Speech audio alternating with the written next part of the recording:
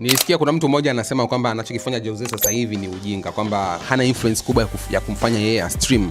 So kama ninavyofahamu, Jose ni director ambaye ana direct video, amekuwa akidirect videos kwa muda mrefu sana. Recently hapa ameanza kustream akizunguka sehemu mbalimbali za jiji la Dar es Salaam. Na kwa Bongo naweza nikasema streaming haikuwa kitu ambacho kinawezekana kwa miaka ya nyuma, ni kwa sababu access ya internet kwa sasa hivi Bongo ni kubwa sana. Kila mtu anaweza akawa na access ya internet cheap in a way ambayo mtu anaweza ka afford. Sasa hivi ni kitu cha kawaida sana kwenda katika mji wa mtu kumkuta na internet. Sasa kama kumekuwa na availability ya internet kwa urahisi, ndio imeweza kufavor vitu kama hivyo, watu kuanza kufanya streaming, kama mtu anaweza ka stream almost masaa 5 masaa 6 bila kutumia kiwango kikubwa cha data. So Jose ameanza kufanya streaming, watu wameanza kumfuatilia. Sasa kuna comment ya jamaa mmoja alisema kwamba bana, Jose anachokifanya astahili kufanya kwa sababu hana attention, influence ya kutosha kufanya watu muangalie. Anazungumza Kiswahili kwa inabidi azungumze Kiingereza, sio nini. Hiyo ni comment ambayo ni ajabu sana, kwa sababu sasa hivi bana, naweza nikasema kufanya streaming haijalishi kwamba sio lazima uattract kila mtu. Unajua, ndio maana wasemaje, kwa kila bidhaa na wateja wake, na sio kila bidhaa ina kila mlaji. Unajua, unapokuwa unafanya kitu haimaanishi kwamba upate traction. Kuna watu ambao wanamfuatilia Jose, hawa wanatosha kuwa streamers wake, na unapokuwa na streamers wengi haimaanishi kwamba ndio unaweza kupata traction kubwa. Unaweza kuwa na streamers wengi lakini kumbe hakuna mtu anayejali unachokifanya tu, wanakuangalia tu kwa sababu tu okay, huyu jamaa anaongea nini, ngoja tumsikilize. Lakini ukiwa unafanya streaming na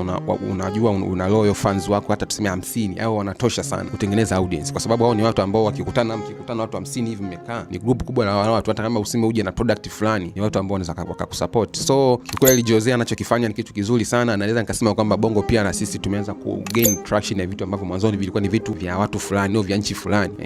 Mambo ya vlogging pia tumeanza kuona sasa hivi hata wasanii wameanza kutengeneza vlog, ambacho pia ni kitu ambacho pia naweza nikakiemphasize kama wewe ni msanii mkubwa au ni mtu ambaye let's una kitu ambacho unaweza kukishare mtandaoni, kwa sababu you never know, kwenye hicho kitu unachokishare unaweza kujikuta umetengeneza audience au community ya watu ambao mwisho wa siku au hiyo audience unaweza ukaimonetize. So kama unajua wewe una kitu chochote cha kuweza kushare mtandaoni, anza kufanya. Kama ni vlogs, kama ni content za kufundisha, kama ni content za tell a story, kama wewe ni mtu mzuri katika kuhadithia stories mbalimbali, fanya. Kama una skills na ujuzi fulani, udocument, upost mtandaoni, hiyo itakusaidia kukufungulia milango ambayo mwisho wa siku huwezi kuamini namna gani utakuja kujutia kwa baadaye. So big up sana brother, kama unatazama hii video, big up sana. Unachokifanya endelea kungandamiza hapo wala usihamishe, usiwe discourage na comment za watu kadhaa ambao hawaelewi nini wanachokifanya. Na sio Jose tu anayefanya mambo yake, nani kuna Moranis, all those guys ambao mnafanya streaming kwa Bongo sasa hivi, big up sana, mnafanya kitu kizuri, mnaendelea kutengeneza kwamba kuonyesha kwamba Bongo na sisi tumeanza kupata exposure ya vitu ambavyo mwanzoni vilikuwa ni vya watu fulani. Ninaitwa Robert, nazungumzia issues zinazohusiana na mambo ya digital tech, content creation, marketing kwa ujumla.